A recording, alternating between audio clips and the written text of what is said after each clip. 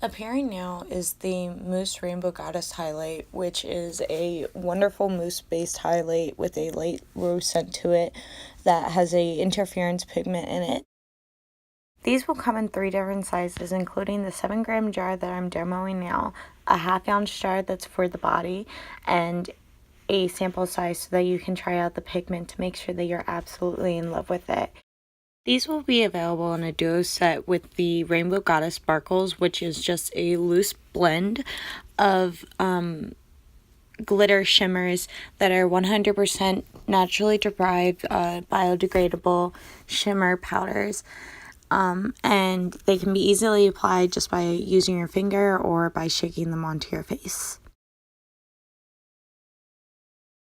To demo these products, I used the Mousse Rainbow Goddess Highlight with a little bit of Malila Rainbow Goddess Sparkles on top of it.